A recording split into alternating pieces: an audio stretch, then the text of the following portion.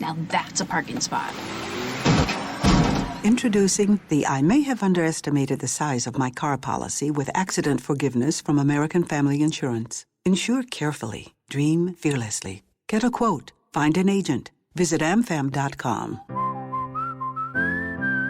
Optional policy features not included in base policies. Review policy for coverages and exclusions. American Family Mutual Insurance Company SI and its operating company 6000 American Parkway, Madison, Wisconsin. Today's episode is brought to you by Mubi, a curated streaming service showing exceptional films from around the globe. Every day, Mubi premieres a new film, from timeless classics to cult favorites to acclaimed masterpieces. Every film is handpicked just like how our today's guest handpicks great movie posters. But before we jump to our today's conversation, Audiogyan has something for its listeners. Normally, Mubi has a 7-day free trial, but for you listeners, you get a 30-day free trial. All you need to do is go to mubi.com/Audiogyan, that is mubi.com/Audiogyan, and sign up for a whole month of great cinema for free. And now let's start with our today's show.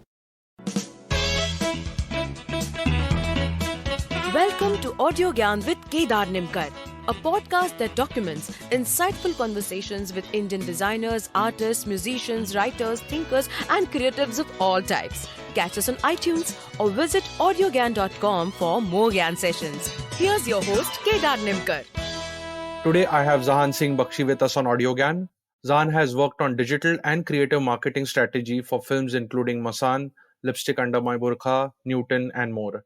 He currently divides his time between script development, film subtitling, collecting, curating, and writing about movie posters. Jahan's key eye for movie posters has also been featured in Mubi's online publication Notebook. And today we are here to discuss Posterphilia as an Audiogyan case study with him. So, hey, thanks Jahan for giving your time, and it's a real pleasure to have you on Audiogyan. Thank you so much, Kedar. It's a total pleasure. Yeah, I mean, if you can start by telling us what is Posterphilia, how and why did you start it, just to set context. Sure. So, movie posters have been like kind of an obsession since really long, like at least like over a decade.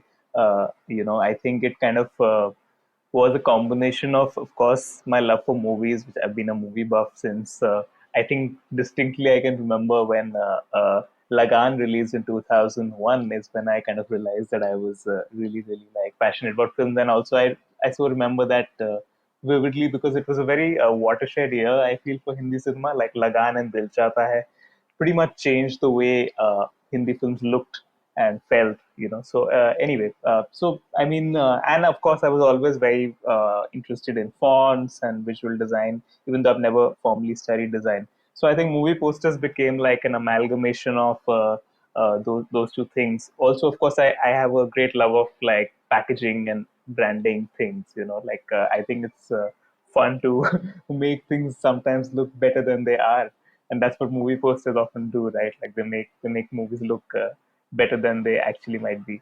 So I have, like I said, I've been kind of, I think, over since 2010. Largely, when I used to actually work, I worked briefly with a publicity design house called Secret, who've done, of course, campaigns for Rang De Basanti and a lot of Kal Ho Na Ho back then. And, I think, they were not called that then when Kal Ho Na Ho happened, I think. But yeah, they set up their own house in Delhi 6. Anyway, they've done a lot of great work. So I worked with them for a brief time as a conceptualizer. I was really like new in Bombay then and figuring my way out. And that's when actually, during the process of working there, I would sit and reference for hours and hours and hours. And I think that's around when I started discovering the work of like so many like amazing poster designers around the globe, and being exposed to different kinds of design, different kind of sensibilities and aesthetics, and also observing poster art from various parts of the world. So yeah, I think over the last 10 years, I kind of ended up building like a pretty huge wealth of knowledge, apart from like a huge bank of posters, some of which has gotten deleted from drives because they crashed and stuff. But yeah, like I kept like collecting all this stuff. And in 2018, when I quit my day job, That's when I had this idea in my head for a really long time of doing this curation. But there's this gentleman called Adrian Curry who writes for movie.com, and he runs this amazing, it used to be a Tumblr, and now it's an Instagram account called Movie Poster of the Day. And what I had in mind was kind of similar to what he does. He posts a poster of every day, pretty much similarly the way I do. And I didn't want to be like another copycat account, so I never did it until, like I said, I quit my job and I was kind of free. And then, like I thought that, okay, to hell with it, I'll just do it anyway. I'll try and kind of own it and like kind of make it my own, and so that it doesn't come across as just another account posting posters. So I thought maybe what I can do is like add my perspective to it, also like introduce these things to an Indian audience, and talk about it also from a more perhaps Indian perspective, and yeah, like showcase stuff that perhaps gets missed out there, even though both of us often like end up posting the same kind of stuff. So yeah, so that is where it kind of started, and yeah, it started in September, or I think it was end 2018. That Hmm. also led to a film companion column. So I mean, for those who aren't aware, I write a column for Film Companion, which Hmm. yeah, right now is kind of on hold because of the whole coronavirus situation.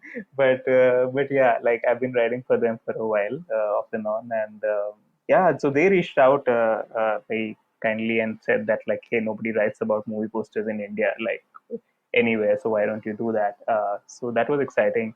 So yeah, it's literally something that started out on a whim, and it's grown and grown and grown, and now like yeah, like I mean, yeah, I'm like totally Yeah, yeah. I mean, like it's a great uh, like learning curve for like a side project which has been like a passion and like growing to become like close to about 10,000 followers. And yeah, I mean, it's a, I mean, we look at Bollywood in a different light, whereas the posters which you have put up, at least which I've seen on Instagram, have like a different shade to it altogether.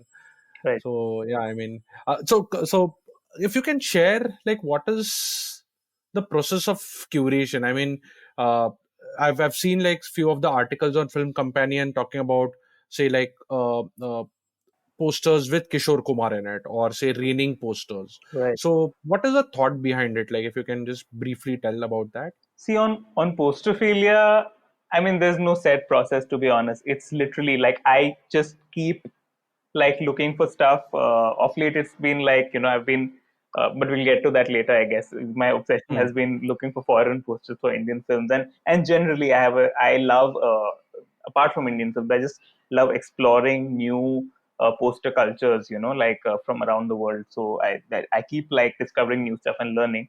But so I think the basic set criteria that I think follow, maybe if there is one, on Posterphilia, is that I try and not share stuff that is very commonly known or has been seen. Like I like to, so like say if there's a poster for Chinatown, I probably like the Hollywood poster for Chinatown is amazing, but I probably would like to share a Japanese or a Hungarian poster for that film that you probably haven't seen before. Hmm. So yeah, I kind of stay away from very well known stuff, even though actually to an Indian audience sometimes I think even those might not be familiar enough. But and to be honest, like those will probably get me more likes and stuff. Like like I mean, given the hard work I put in, sometimes it's very disappointing to see that the poster doesn't get that kind of response. And I think people do tend to like stuff that is familiar. For example, like this is the I recently posted something for Parasite, and it's like the fourth or fifth time I posted something, and again, it got like the more response than any Hmm. other thing that I've posted, and that was pretty easily accessible.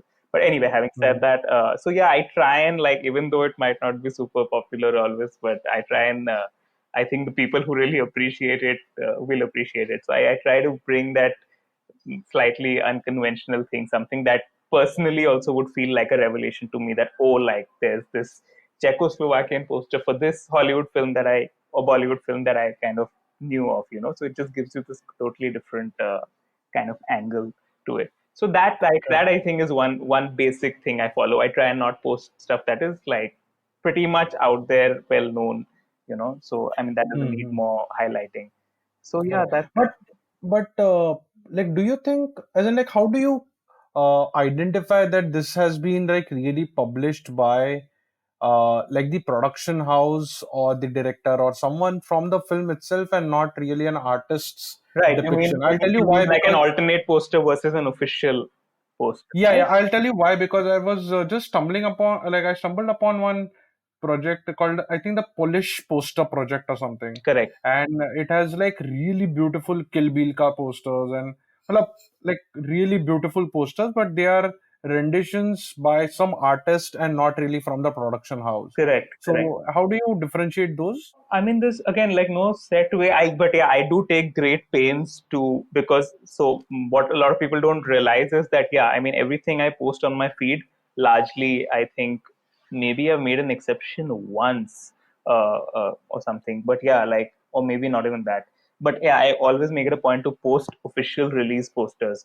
So yeah, I mean, I do double checks on everything that I kind of post. And I mean, I stick to websites and all that have release posters. They don't have alternative art. With Polish posters, though, I have to say actually, and I was just discussing this morning. It can get very confusing sometimes. Correct. So I have to do like a triple check when it comes to Polish posters, because yes, there are a lot of Polish posters made now by even current Polish artists for older films and all, and they are in that typical what we have come to know as the Polish poster style. So I think one way to differentiate it, of course, is to number one see the date of origin of the poster. So if I see a Pulp Fiction poster that has been made in, the date of origin is, whatever, in the 2000s, clearly it's not like a release poster from back then. It's something that's been made later as a commemorative thing or whatever, as an alternate art thing. But yeah, Mm-hmm. so that is kind of roughly when it comes to Polish posters. I kind of first look at the date, and then I do a couple of other double checks. Like maybe go to websites which only feature release posters and not alternative art, because yeah, that sometimes can get confusing. But yeah, like that's Correct. what I mean. That's why I stick to, because I feel, of course, Polish posters just follow no rules anyway. But that's the challenge when it comes to, people often tend to compare alternative art with proper official release art. And I think it's a very unfair comparison, because mainstream or rather official release posters in most cases have certain constraints that, like, they need to sell a film.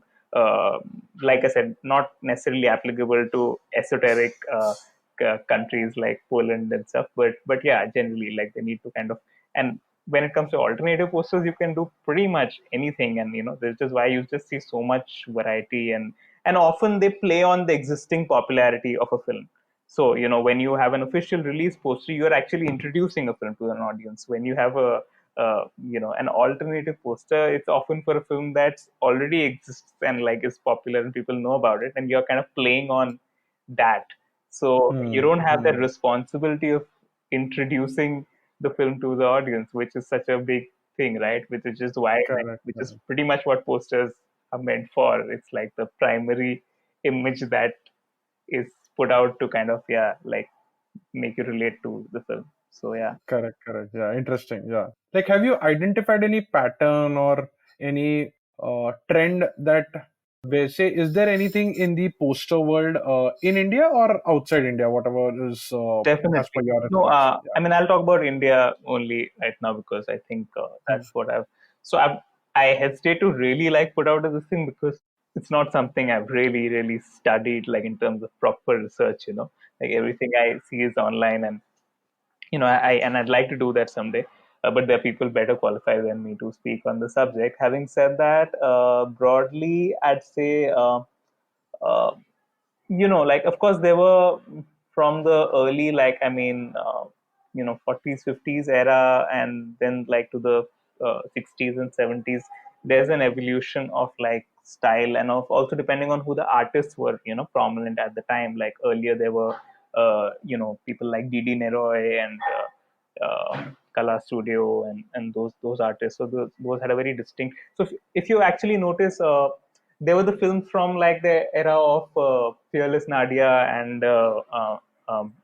I'm forgetting the name of that studio, the big studio, which kind of been depicted in Rangoon, Vishal Bhardwaj's film. So that era of posters, if you see, those have a very typical kind of art style and typography. There is, there used to be a magazine called Film India, which was very popular then, and it used to kind of have what I understand are like promotional covers for, so every whatever week or month when that magazine came out, like it would feature a new film's artwork, and there was specially made artwork for that film on the cover, just the way now we have like magazine shoots with actors. So those had a very typical kind of artwork. Then there was I mean, later, yeah, like, I mean, again, like D.D. Naroy posters feature very typical kind of typography. Then later, of course, there was Divakar Karkare, who's like a huge giant of like Indian poster art. D.R. Bhosle, I think these two are like really prominent names. And, when you just search for movie posters in general, those are the most two common signatures you'll find on posters. So they all had very specific kind of styles. Divakar Karkare, of course, was also famous for building up this whole Bachchan legend, So he used to use this knife painting kind of technique, which gave the posters a very distinct look. So there was all of that. So I think, yeah, like aesthetics definitely kind of evolved a little. Each artist had his or their specific style. I say his because unfortunately I don't think there were too many like female artists. But yeah, anyway, so they had the very specific styles. But I think when it came to the mid 70s and 80s, that's when the whole hand painted. That's when like photographic posters started coming into being, and the hand painted era, started kind of dying out slowly. And a lot of these people also, they didn't even, I don't think they wanted to also to make the transition to the so yeah, that led to number one, of course, even in the hand painted stuff. I think because the films became more action heavy, multi-star, so there was a slightly more delicate style earlier, a little more painterly, that turned into like a slightly what's now known as that typical, I think, bahar jo stereotype karte hain, ek pulpy, messy Bollywood poster, the whole masala poster kind of thing. So that started happening, very like brash use of color and this and the other. But yeah, like I said, ultimately, I think it was around the mid 70s and 80s when, hand painted posters started dying out, and that crude paper, photo cutout collage kind of style began to take over. And that was pretty much the norm mostly until the, I think, mid 90s or so, when slightly more sophisticated techniques started. Actually, not even mid 90s, but yeah, I mean, they were maybe like, DDLJ and all weren't that ekdam cut out stuff, but they were still photographic and all. Yeah, but more towards the early 2000s, I think, when Photoshop and all of that came into being, and of course it changed. Like Rahul Nanda and Himanshu Nanda, these, I think, they were one of the first people to introduce like new media techniques. And then of course there was, I think, there was a studio called Glamour by Simrit Barar. I think they did the Lagan and a bunch of these posters. There was Nanda's, and now of course there's a bunch of other agencies, marching ants and all. So yeah, now we moved completely to like obviously the whole Photoshop era, which again I don't think has necessarily been a very great thing here, because unfortunately in India I don't think we've managed to make a very graceful transition from the hand painted era to the whatever analog cutout to the finally even the Photoshop era, like, so I feel that's where we kind of, like, I feel back then we had an own distinct aesthetic, and we could stand along with the rest of the world as like, okay, here, this is like our kind of design, and it was world class. But I feel now we've moved to a place where we are mostly aping uh, a Hollywood style of poster. We don't really have much of our own aesthetic. Very rarely do you see that, and yeah, the photoshopping lacks a certain finesse. Either it's overdone or it's too blatantly obvious. Uh, yeah, so In fact, sorry to interrupt, but in fact, that's what was my next question. That you have written like a nice article about like what makes a great poster, right. and obviously it has a lot of collection of Hollywood posters. So, what can we learn from Hollywood in the backdrop of poster making? Hard to really say that in one thing, and not that I hold Hollywood per se as one kind of beacon of like poster design. I think there's a lot of interesting artists working in other parts of the world. I mean, yeah, like in South America or in Europe sometimes. Uh, but having said that, see, of course, I mean, our reference point for good posters is, I mean, I don't know how many people in India really watch world cinema in right, general. I right, mean, right, or even American independent cinema, which is where yeah. most of the good poster work in Hollywood happens.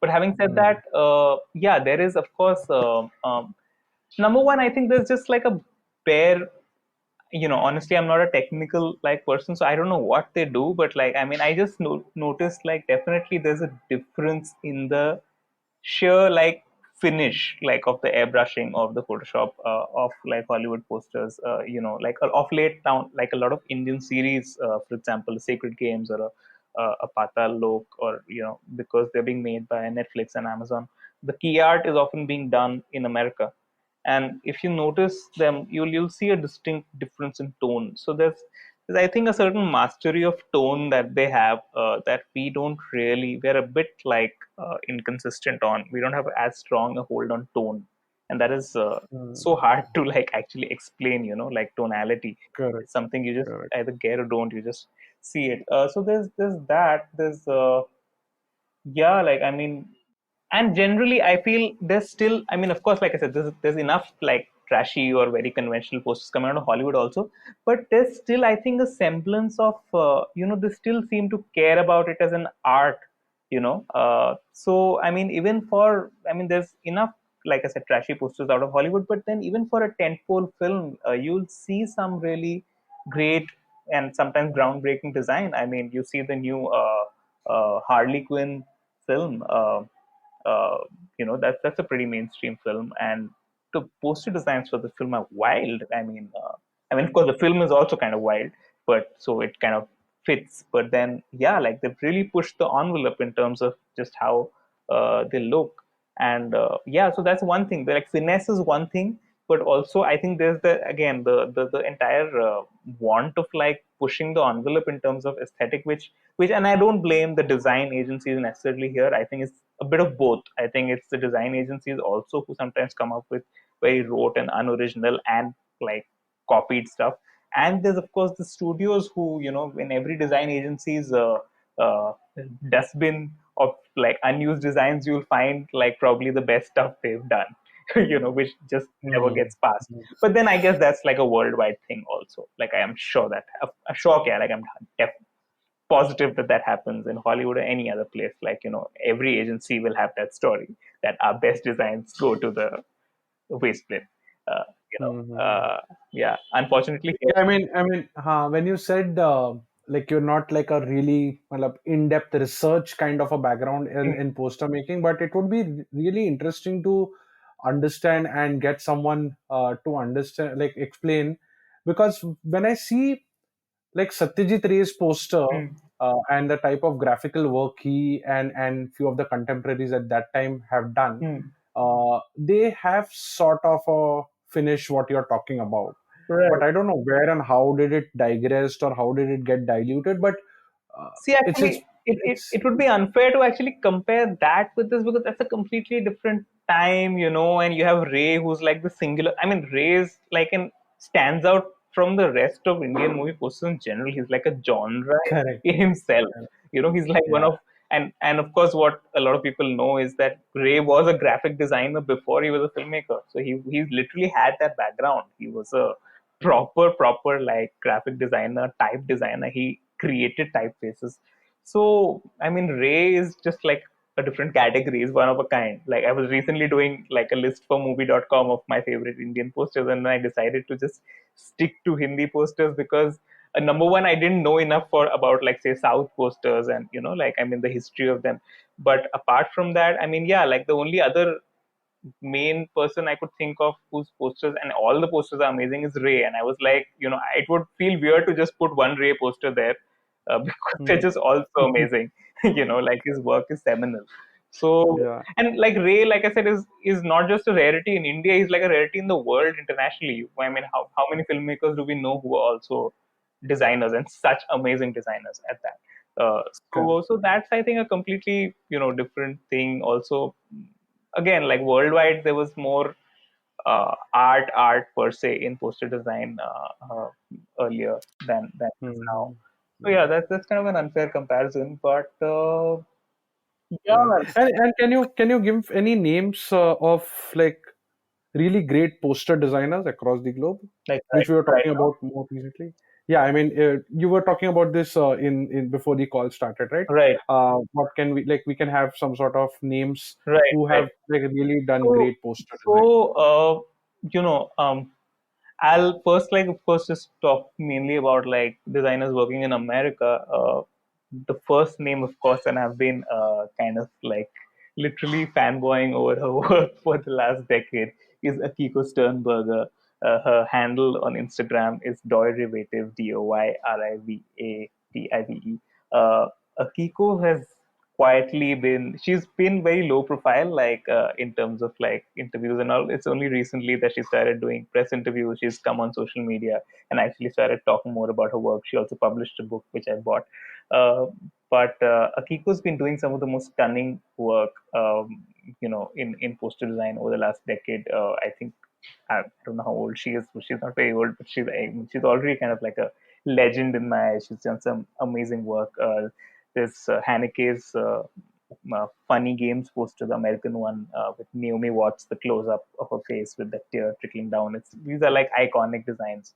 And yeah, and her mastery over, the reason I single her out always is because her mastery over tone and the diversity of work in her profile. She just doesn't have one style. Like, she's pretty much aced every style out there, whether it's like realistic digital painting, or whether it's other kinds of illustration, or whether it is high gloss typical Hollywood mainstream work.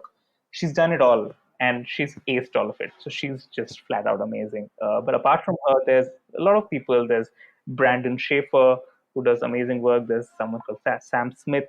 They, in fact, had this great podcast which just ended called The Poster Boys, that they used to host. It's still up there, so you can check it out. So there's them.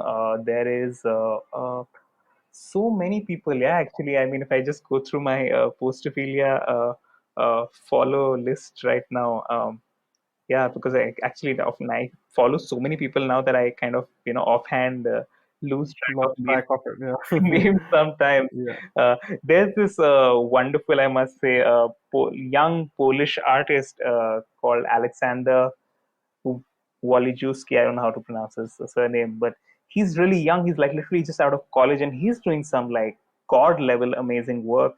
There is Dan Petrus from Mexico, I think. Daniel Petrus, he does some great work. There is Andrew Bannister, who just from the UK, who just did this new turnaround.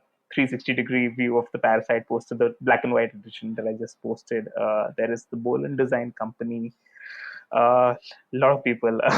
Just Yeah, I think what we'll do is we'll make like a list and I'll post it on yeah, in the that'll show be great. notes. Definitely. Yeah, yeah, Yeah, yeah.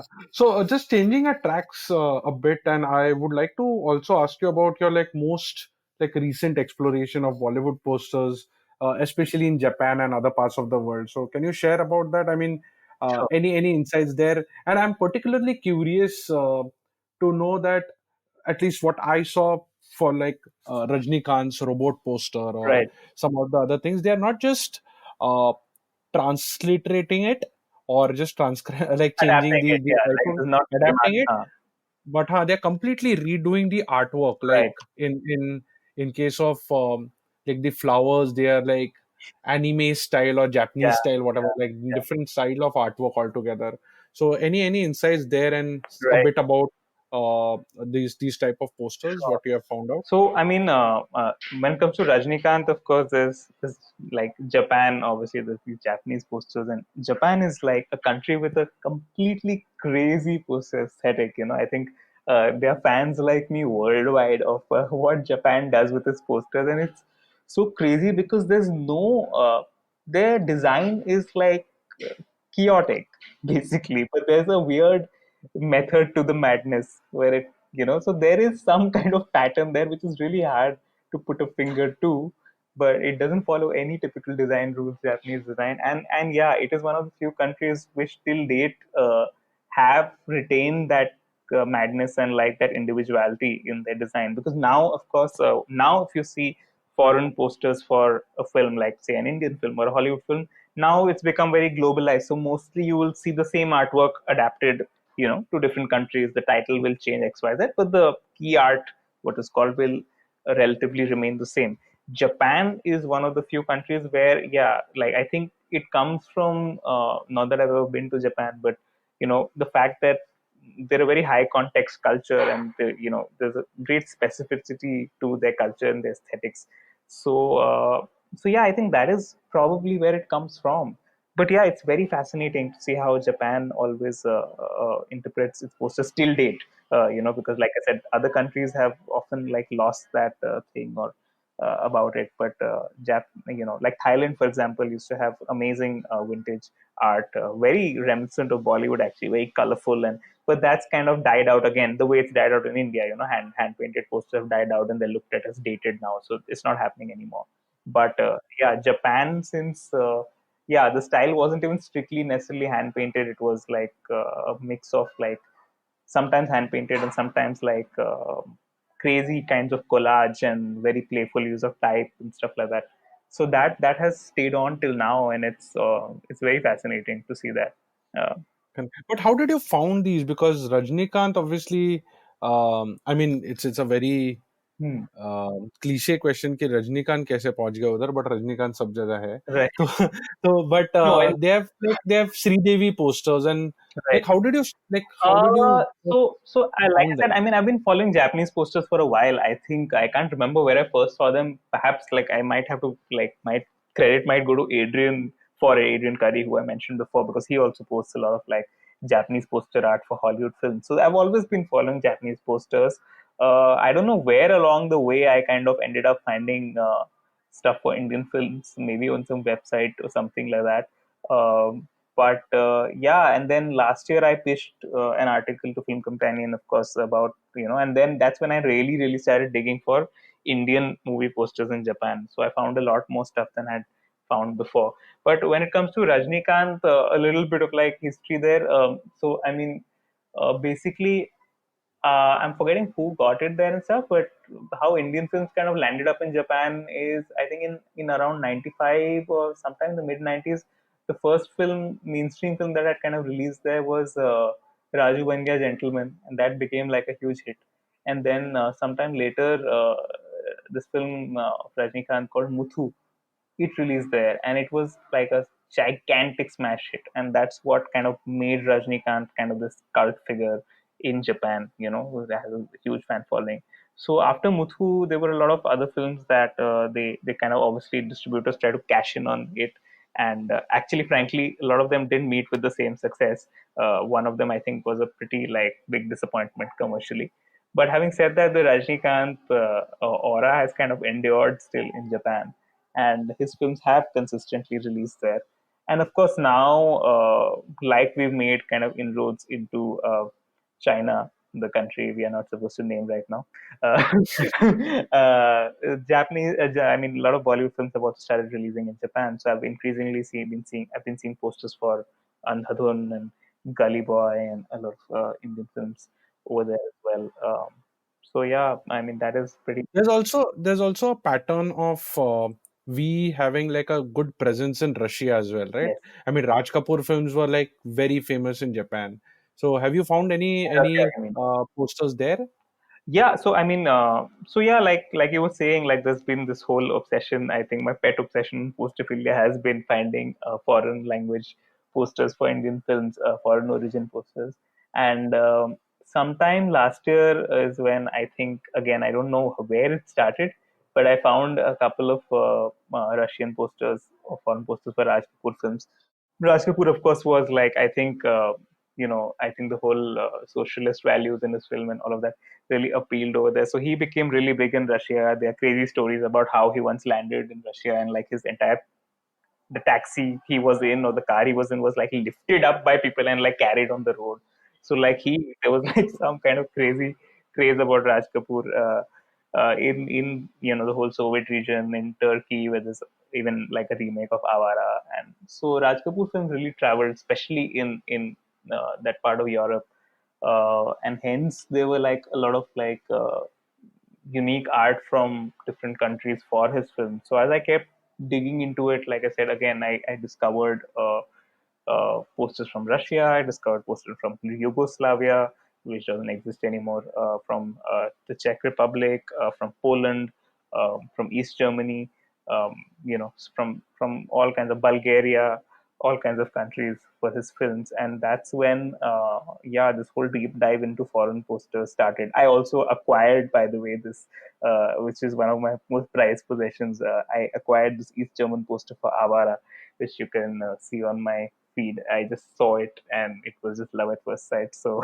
that was an adventure in itself, like, getting in touch with this poster seller from Germany and just first making sure that the poster is in like good shape and all. And then while he was sending it to me, when he was literally taking it out of his cupboard to send it to me, it tore. And then he was like, "Oh, I'm so sorry. I don't want to sell you a damaged piece." And then I was like, "How damaged is it?" So thankfully, just a corner tore and whatever. So he sold it to me at like a slight discount, and I got it. And it's been lying with me over the last year. I just got it restored because these old East German posters were such brittle, thin paper, and they were old posters were always folded, right? The storage Hmm. was in like kind of pretty fragile state.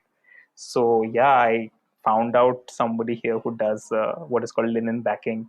It's kind of uh, Hmm. preserves the poster and got that done. So anyway, so that I think it started with Raj Kapoor, but then I went on to find a lot of other stuff, yeah, because after Raj Kapoor, of course, in Russia, when it comes to Russia, there was Mithun, who made a huge splash with Disco Dancer, and again that led to like a surge of Hindi films releasing in Russia and surrounding areas. So there are a lot of like posters for Mithun films over there. A lot of very obscure titles also sometimes. There are a couple for these Devi films. So yeah, till about the late 80s to early 90s, till about Tridev and all, these films were releasing in Russia. Parinda, Tridev, and other titles like Vodin Aiga and Olad and stuff like that.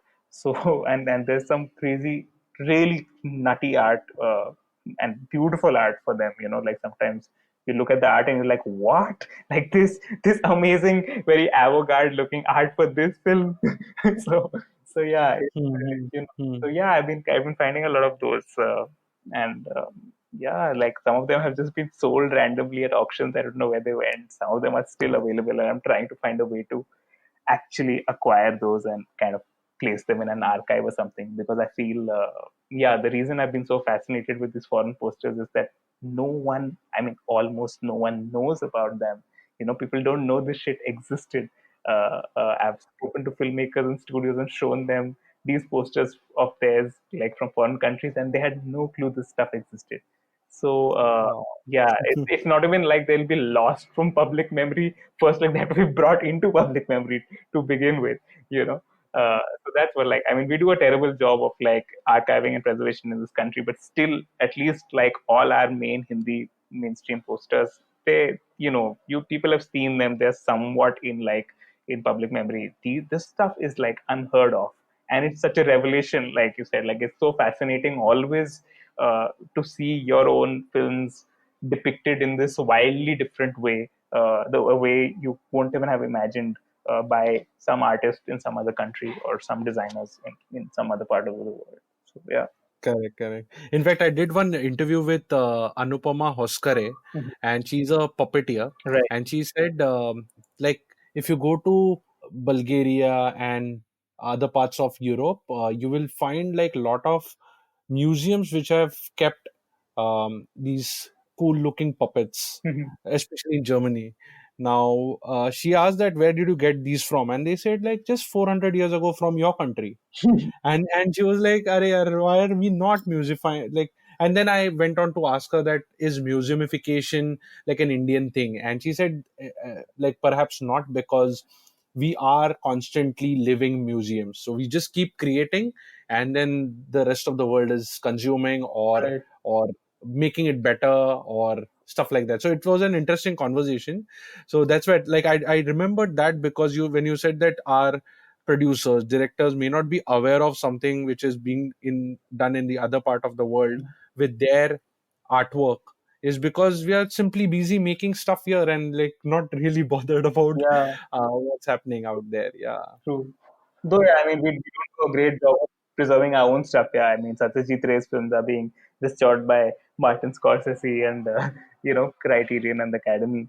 So Yeah. that's kind of sad, but hopefully we'll get better. There are people who are making. Correct. In fact, the sad part is I would like to. I'm in touch with the person whom I wish to interview, but he's very old. He's about 85 right now, Mm, and he is sort of losing track of what he says. So I have to really meet him in person and not do it on the phone. right, But he said that there are about 1800 movies which are non-talkie, which are silent films, and they are still yet to be like properly preserved. They are just lying there. Nobody knows about it. And in India, so that's there's a I'm going to post a link of scroll article. There's a brilliant article written on that. So right. anyway, so we'll just, it's just a unending conversation. I wanted to just conclude with two more questions. One is, I mean, I understand that plagiarism itself is a different session altogether with so much things to be discussed. But Yeah. have you found any copycats, like big time, like almost as big as Geo Meet copying Zoom? Any matlab, I mean, of course, everybody knows how rampant it has been, in Bollywood, like copying posters, and really blatantly, like it's like they don't even bother to disguise the original source. I mean, to be very honest, like I said, I have a huge problem. There's such a precedent of plagiarism here that anything that is remotely similar, also, like there'll be a dumb media article saying that, oh, it's a copy here, and it might even not be a copy, because honestly, everything in I was just discussing this with Akiko recently, and that's what we were saying. Like there are hardly any new ideas in poster design, especially commercial poster design anymore. Everything has become a trope. Like every kind of design has been done already. So it's really all about how you put it into context and how you put a new twist to it now. Because there's hardly any idea now you can claim that ये तो original है, because you'll most likely find something similar made in some part of the world, if not here, before. Hmm. Having said that, yeah, of course, there is blatant plagiarism here. I think when it comes to plagiarism, I have to point a finger, maybe like their deadlines to meet and stuff, but I have to point a finger towards design agencies, because in my experience, that's what I've seen. Like the studios obviously are not aware of the different designs being made around the world, and if a studio decides to chipcow like a design from abroad, there's no way the studio will actually know unless they also really follow poster design that much. So they won't know. And often, I think what happens here is also we take a reference and we forget the difference between like just referencing and like again like just copying it wholesale. So that happens very often. You'll see a reference and it's way too close to the reference. You can't call it a reference anymore. uh, Correct. yeah no, so, So I mean, almost like a case of 1960s to 80s के बीच में का music जैसे rip off मारा था. I think poster का like it has been all the way along. Is that a fair assumption?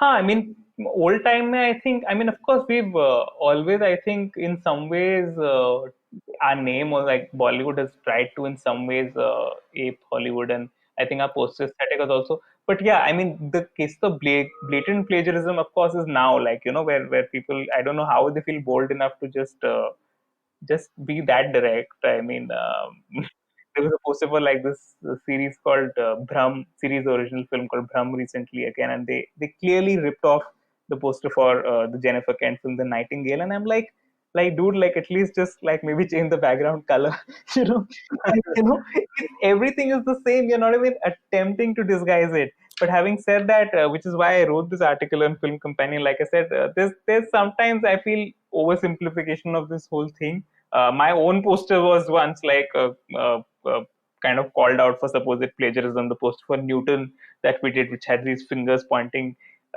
all over at him, and it was compared to the poster for Gun Shatru, which is this old Satyajit Ray film. And uh, I mean, number one, like, I mean, the American, it was done by an American designer. He probably had never seen this Gun Shatru, but I mean, his fingers pointing towards a man. Like, I'll show you like 10 different layouts, which are like that, and in any case, like, I know how that design came to be. So I mean, those kind of similarities happen, and it's not necessarily plagiarism per se. But yeah, I mean, I think you need basically a little more nuance and a little trained eye to tell the difference between, and that's what I tried to bring in with my article on Film Companion, like, so that people just start like thoda sa seeing the difference between or where the lines are blurred, where the lines blur, and where the demarcations are very very clear between plagiarizing or inspiration or referencing or maybe even a tribute or like a pastiche as they call it.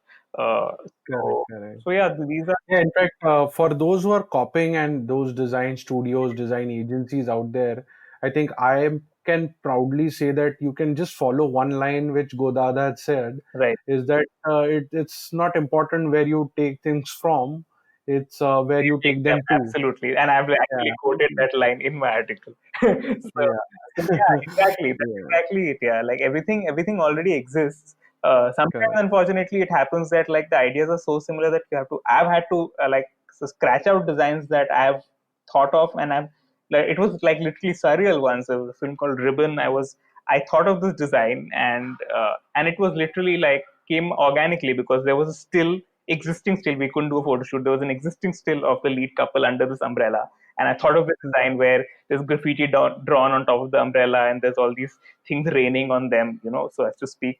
Mm. And literally the next day, and it wasn't even an existing design, that poster came out that day. The next day I went to IMT Awards, which is like the IMDb movie posters.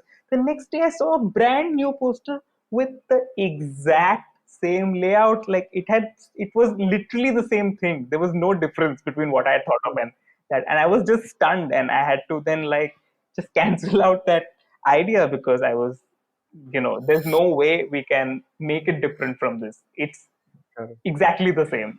Even though Yeah, the context yeah. I was using it was probably very different from that, but yeah. So that also happens sometimes. Two people, sitting across the world can have the exact same idea. Yeah. It is mind-boggling, but it happens. Yeah, I mean, I'm reading this book which is called "What is Art and 100 Other Important Questions," and in that, the writer Ernest Bingrill, he says, like, how come people steal my ideas? And there's a short answer and a long answer format, and the short answer, he says that it's inevitable or something like that, and the long answer is that there were two islands, and both of them had monkeys which never communicated with each other. Hmm. And on one island, the monkey uh, happens to understand that, hey, the sea can wash away the dirt and the sand over a potato, and soon they understand that they can eat those potatoes, and they start eating it. At the same time, the same thing happens on the other island as well. Does that mean that they are copying? No, but, and I mean monkeys, right? So they are not copying really, but it just happened that you both were struck with the same idea. Right. So he puts it really nicely, in fact, in that book. Anyway, so we'll move to the last question. It has been an interesting conversation. So I don't have the latest stats, but I was just digging around. In 2018, India made about 1,813 films. China made around 1,082. Japan 613. US 576. Hmm. Uh, France a few hundreds, and then UK was about 202. So overall, we are talking about 6,000 films in a year, right? Right. So this is just 1 year, Hmm. and cinema has been going for 120 years. So I can't even calculate that. I want to ask you to conclude. What's the overall plan with Posterphilia? Like, do you think it's a humongous task, or you just want to keep it running as and when you stumble upon great posters? What's the future like? I with mean, Posterphilia? it's like you said, there's so many films, so it's like there's endless amount of stuff to post. Like every day, I have like 10 posters vying for my attention. And like, aaj kaun sa poster? I mean, currently, like say on my phone, I already have like a bank of like some 20, 30 images, which I'm like, yeah, in which order should I post them? And it's endless because I mean, there's like this entire vast bank of history to dig from, and there is new stuff coming out every day, and it's from all over the world.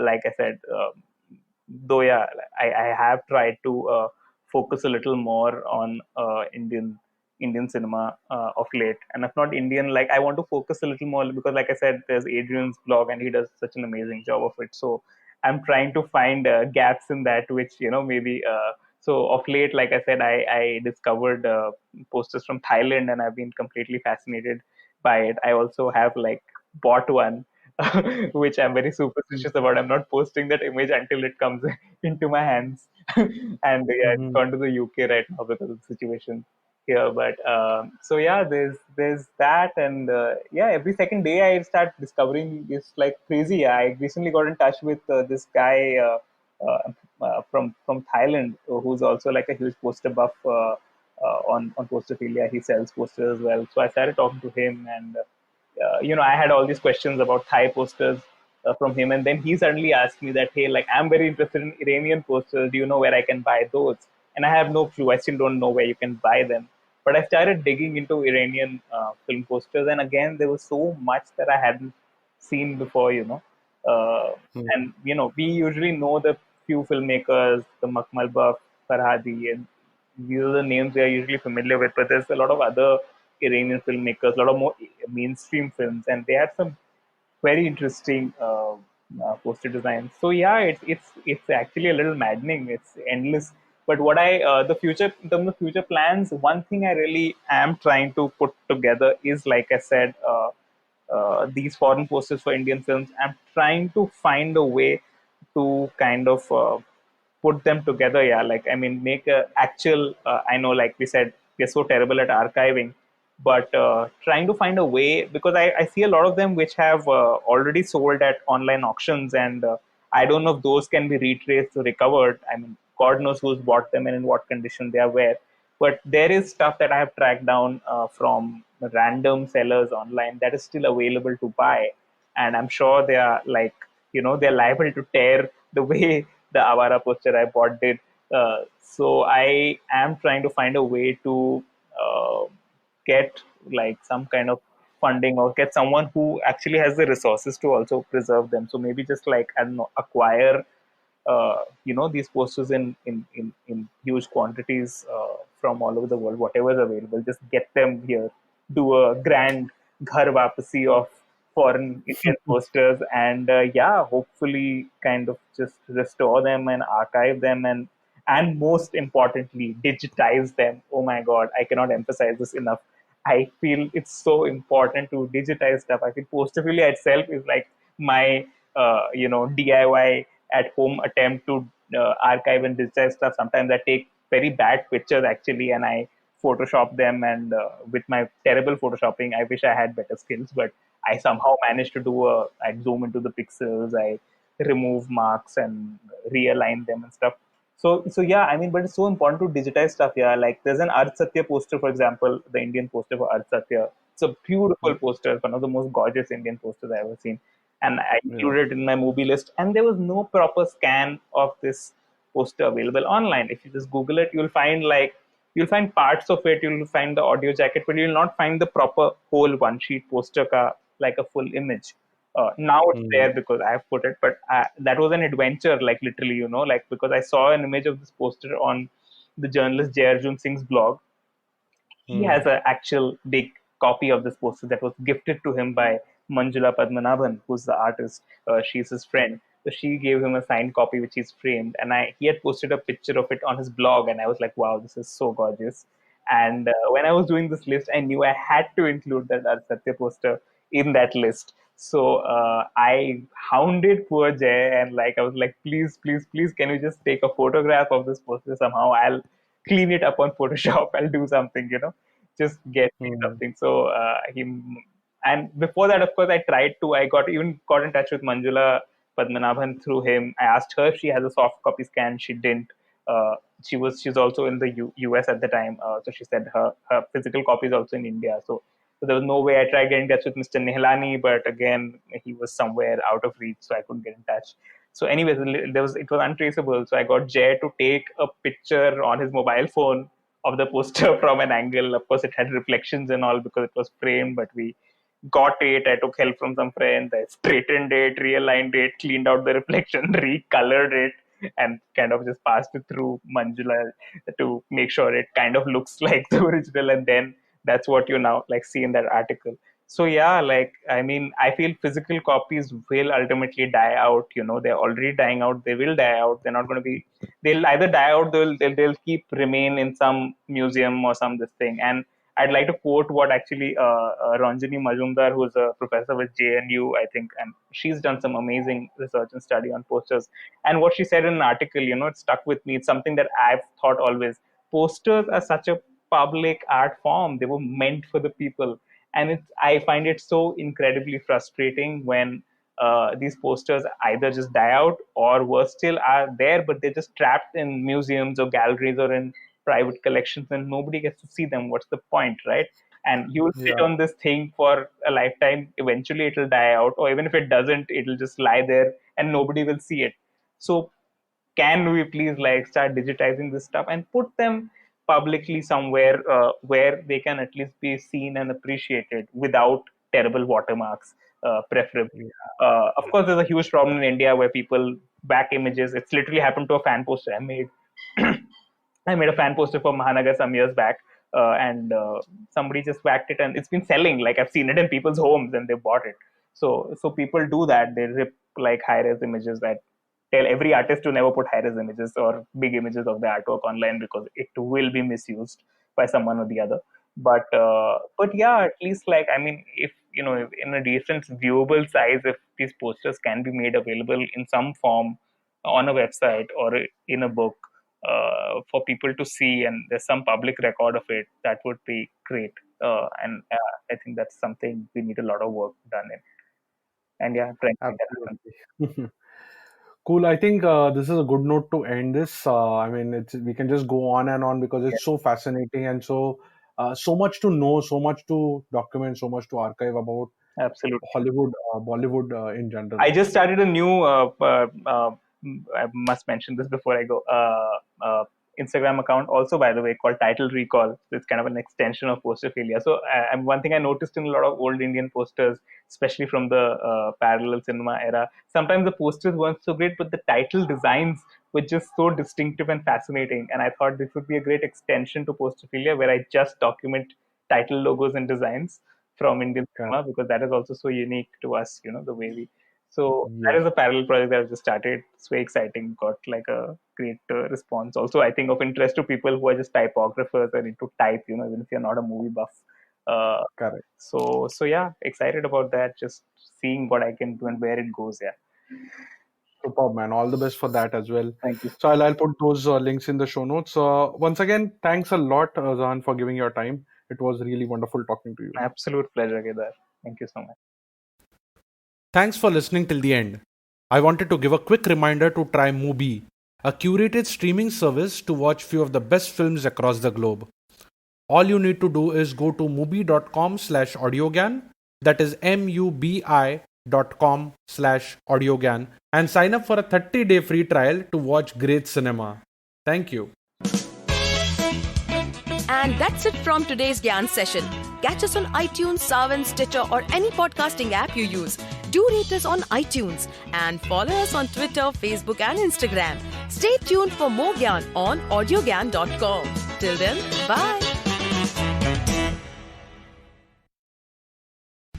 At Speedway, we've always been here to get you what you need when you need it. We're committed to keeping our stores open, clean, and safe, so you can stay fueled and refreshed all summer long. We've got cold drinks for hot days and frozen drinks for even hotter ones, plus energy boosts, quick bites, and pick-me-ups. We're always on your way, and we're always here for you. So no matter what you need, when you stop by, we'll be ready. Now buy any 3 cooler beverages and get 500 bonus Speedy Rewards points.